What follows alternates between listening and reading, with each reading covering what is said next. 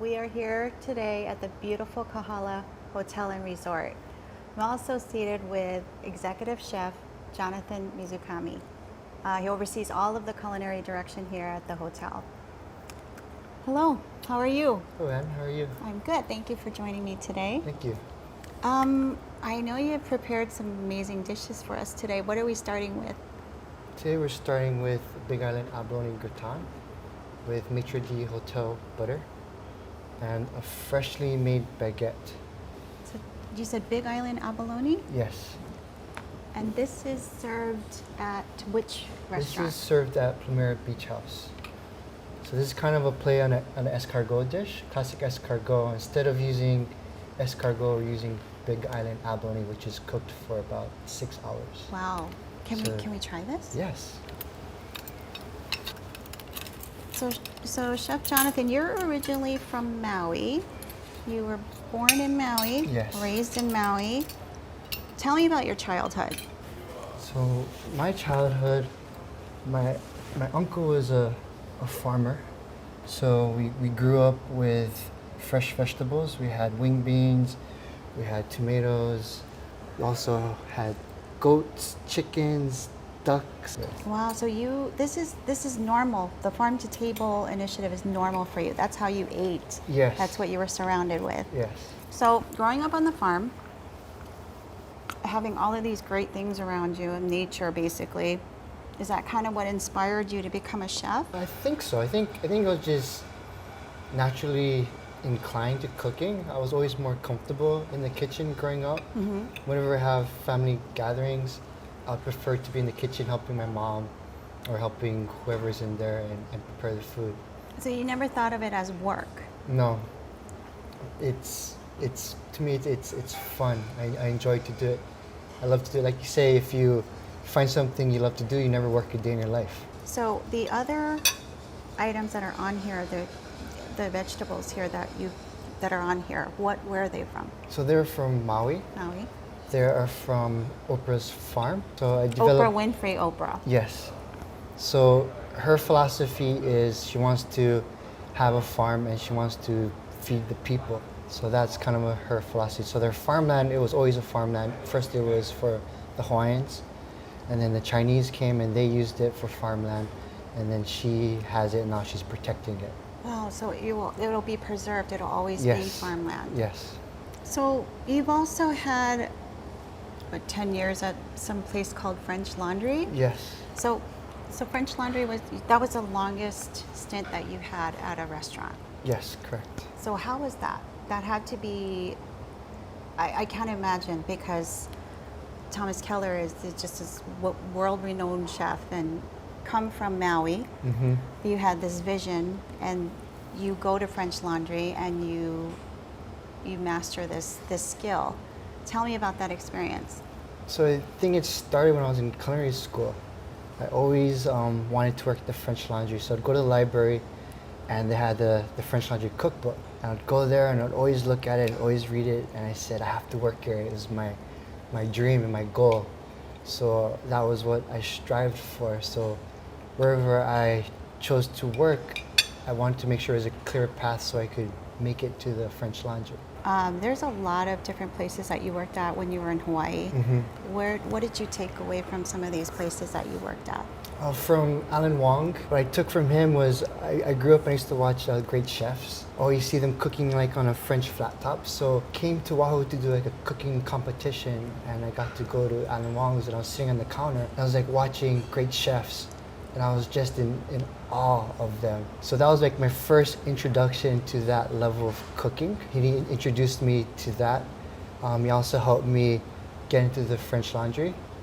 At the French Laundry, I learned the way to create things, because every day we would write the menu. At the end of the night, we would start fresh every day. So about, I'd say, 80% of the menu changes every single day. So you get very creative, Mm-hmm. and you get to understand the seasons.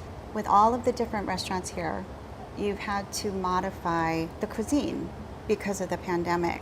Can you tell me some of the things that you've done? Biggest adjustments was way we have to think about buffets. So in Hoku's, we did a teishoku. So we call it te hoku. So teishoku is basically like a Japanese box of different items, and we called it te hoku. So that is our take on the brunch here in Hoku's. And then we also have a contactless brunch and dinner buffet. So we started doing that over the holidays, and it worked out really well. So what is this next course that you've prepared for us?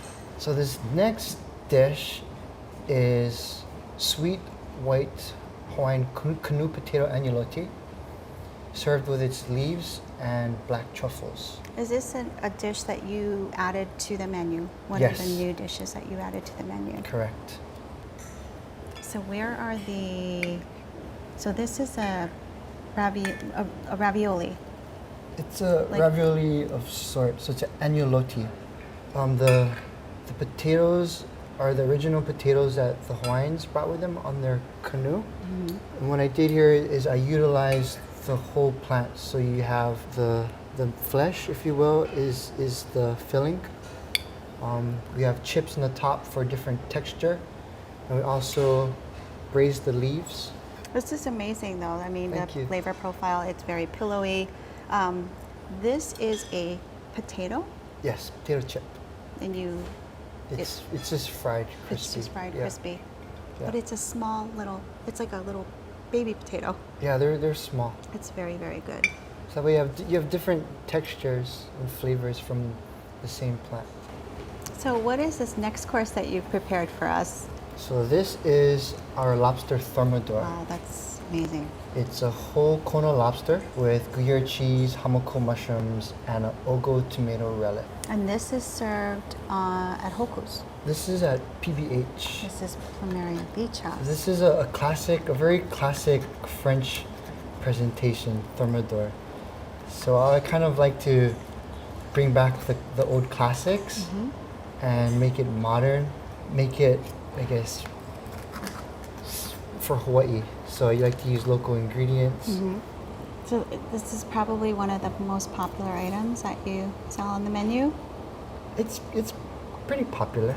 So there's a lot of resources that you utilize from the outer islands, local. I see that you do emphasize a lot of local, thank you, a lot of local produce, seafood, Yes.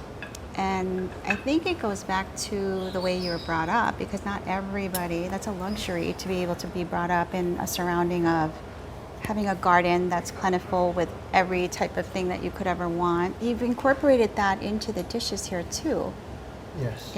in every restaurant Correct. that's here. I believe in supporting local. I think that we have great soils, great farmers, great resources all around us.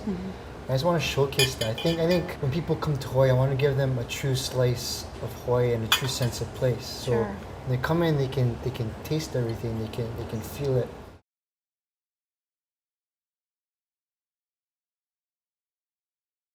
What is this dish that This is our hand-cut tagliatelle with Parmesan and white truffles from Alba.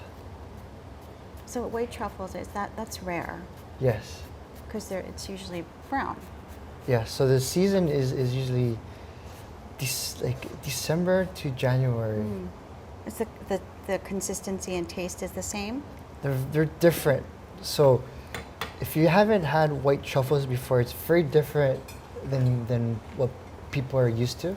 Elaborate a little bit more. So this is a little brown butter that we're putting on top here. So that kind of warms the truffles and brings out the aroma.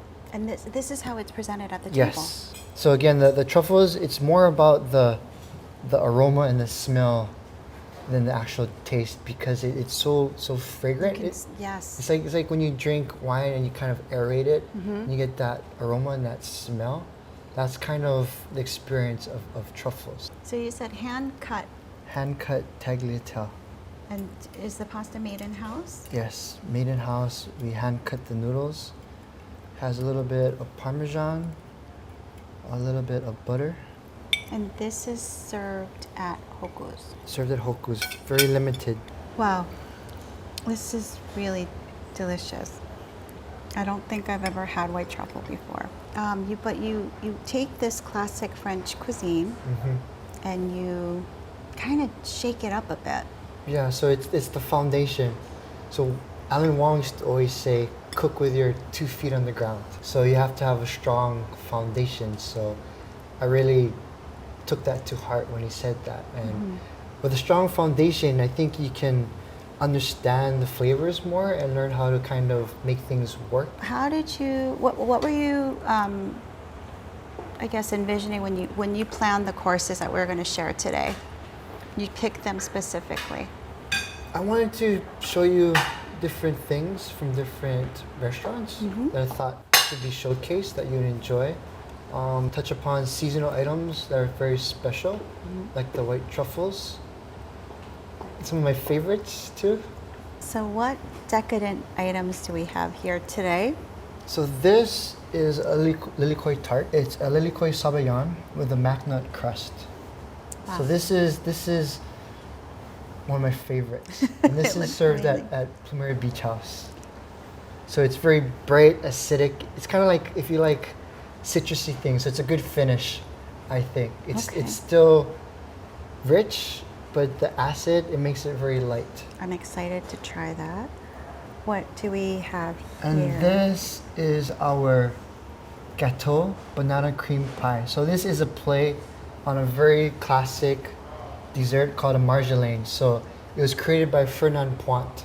So Fernand Point made this dish, and he uses hazelnut daiquoise, chocolate, and pastry cream. So I took this and I kind of flipped it and made it more local, more Hawaiian. So instead of using hazelnuts, we use mac nuts. We put banana in there. So it's like a banana cream pie. Let's, I got to dig in.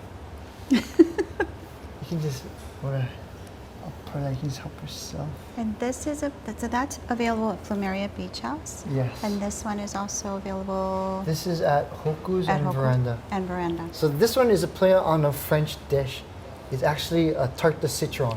So again, I took a classic idea, added my local touch to it, and instead of using lemon, I use passion fruit. You have to try that piece and Yes. thank you.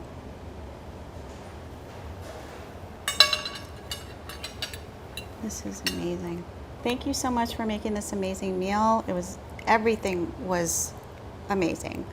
Thank you so much for your time as well, for sitting down and talking story. Learned so much about the hotel and the restaurants.